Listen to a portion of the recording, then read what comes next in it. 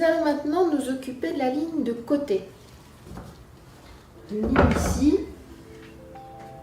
qui va partir du haut, passer sur la pointe de l'épaule et descendre verticalement jusqu'en bas du mannequin. Traditionnellement en couture, la ligne de côté n'est pas à la moitié du tour de taille, du tour de petite hanche et du tour de grande hanche. Pourquoi? Parce que toute couture a une certaine épaisseur et que si vous placez vos coutures pile à la moitié, eh bien vous allez ajouter de l'épaisseur à la silhouette et donc c'est pas très élégant. Donc classiquement, dans tout ce qui est couture professionnelle, cette couture de côté va être décalée de 1 cm vers l'arrière pour qu'on n'aperçoive pas en regardant la personne de face l'épaisseur de cette couture de chaque côté. Si vous êtes avec un tissu relativement épais, vous pouvez avoir quasiment 1 cm à la fin de rajouter ici dans le creux de la taille, c'est pas très élégant. Juste une remarque, si vous ne travaillez que sur du sportswear, là vous pouvez être amené à faire un demi-devant et un demi-dos équivalent. Pour toutes les autres applications, c'est toujours 1 cm décalé vers le dos. Donc on va commencer par caler des aiguilles pour nous donner les repères avant de mettre notre bolduc. Il y aura un seul bolduc qui va partir de là-haut, à l'encolure, jusqu'en bas du mannequin et ça va matérialiser notre ligne de côté. Cette ligne de côté doit être verticale. Avec le centimètre de couturière, vous prenez ici la mesure entre le milieu dos et le milieu devant. Ici, vous avez cette mesure qui correspond ici à la demi-encolure, demi-tour d'encolure, vous voyez, 18 sur mon tableau. Donc, si je divise par 2, j'aurai 9. Puisque je veux décaler tout ça d'1 cm vers le dos, je vais placer mon épingle ici à 8 entre le milieu du dos et l'épingle. Donc, moyen mémotechnique, le dos est toujours plus petit que le devant. Voilà cette première épingle.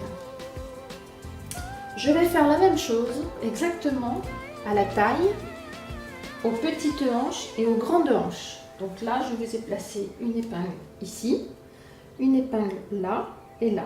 Donc si on prend en détail, vous voyez, le tour de taille 68, la moitié fera 34,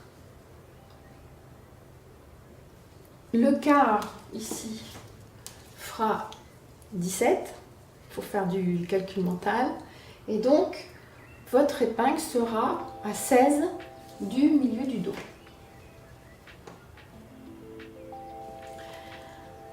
Ici, vous allez faire le même calcul, donc le tour de petite hanche divisé par 4, puisque vous travaillez sur une demi et que vous prenez la moitié de cette demi, vous allez retirer 1 cm et prendre cette nouvelle mesure calculée depuis le milieu du dos. Et la même chose pour les grandes hanches. Maintenant, pour placer la pointe de l'épaule et la ligne de côté au niveau du tour de poitrine.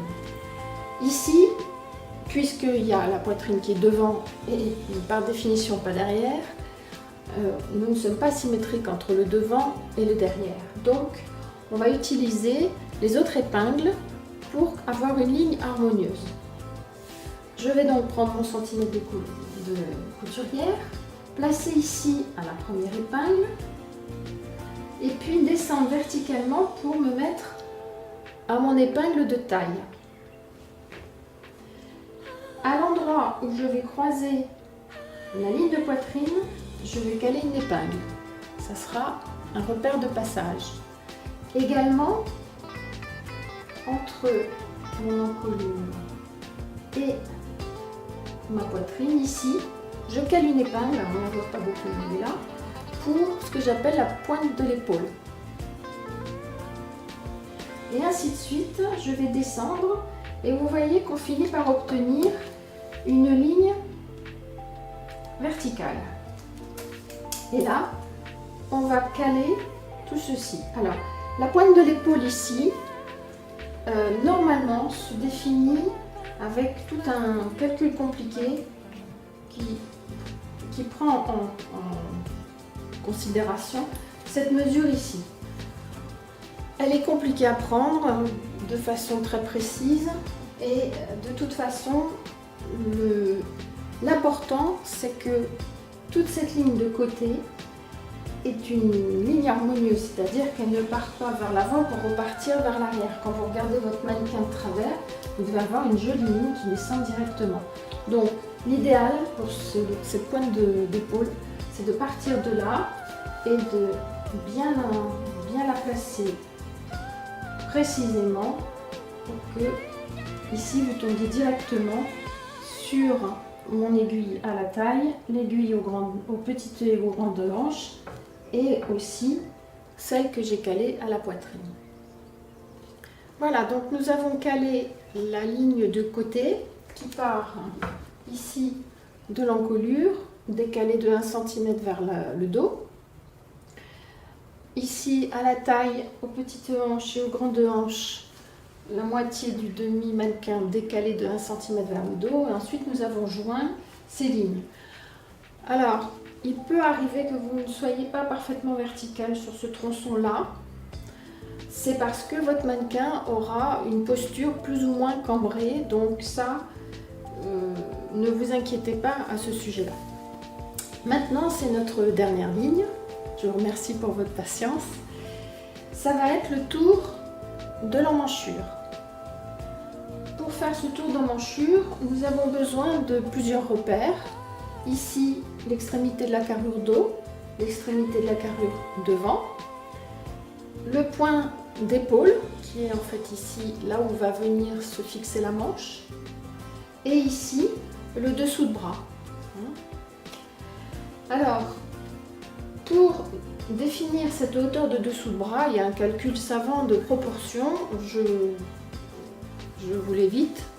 Donc il va vous suffire de caler une épingle ici à 2,5 au-dessus de la ligne de poitrine. 2,5 cm. Ici, depuis la base de l'encolure, sur cette ligne, vous allez reporter 12 cm qui correspondent à la longueur d'épaule. Ici, longueur d'épaule 12 cm. Vous voyez ici que mon épingle arrive avant, ici, la fin de l'épaule du mannequin, si on peut appeler ça comme ça. C'est absolument pas un problème puisque vous avez ici l'arrondi de l'épaule. Donc, le mannequin, lui, s'arrête où ils ont prévu de l'arrêter, mais nous, notre couture d'emmanchure va passer là. Donc à 12, entre la base ici de l'encolure, et là vous passez une épingle. Et donc maintenant, dans les mesures, vous voyez le tour d'emmanchure pour une taille 38 et de 39,5 cm. Alors le tour d'emmanchure, qu'est-ce que c'est? Simplement, avec votre mètre de couturière, vous vous placez sur, vous faites une boucle de 39,5, vous la placez ici au niveau de l'épingle que vous avez mis. Vous voyez que ça va passer ici, comme ça. Ça va passer au bout de la carrure dos également. Et puis, vous allez passer par cette épingle qui est là, qui est le dessous de bras. Simplement, faites très attention. Il faut absolument qu'il y ait au niveau du dessous de bras une ligne horizontale qui fasse au moins 1 cm vers le dos et 2 cm vers l'avant. C'est très important pour le confort sous le bras. Donc ici, vous avez ce qu'on appelle une platitude qui fait 3 cm, 1 vers le dos, 2 vers l'avant. Et après, vous partez en courbe pour rejoindre ces deux points et rejoindre celui-ci. Et le tout, c'est que votre ligne soit harmonieuse. Voilà. Donc voilà, nous avons terminé d'habiller le mannequin. La dernière ligne que nous avons placée, c'est celle de l'emmanchure. Voilà ici ce que ça donne. On part donc du point d'épaule, on passe au niveau de la carrure devant. Ici, une belle platitude sous le bras. la carrure dos et on remonte. Et sur la pointe de l'épaule, il est important aussi que ce soit une ligne continue perpendiculaire à l'épaule elle-même. Toujours pour ne pas faire un bec en plus ou en moins au moment où ici les coutures vont se rejoindre. Voilà, notre mannequin est maintenant entièrement habillé. Il va rester comme ça. On va utiliser ces lignes en permanence, donc on y a mis du temps, mais ça va être très utile. Si vous voulez vous entraîner, vous pouvez habiller l'autre moitié. Un demi-mannequin suffit, c'est l'habitude, mais vous pouvez tout à fait habiller votre mannequin entièrement si vous le souhaitez ou simplement pour l'esthétique. Voilà, à bientôt!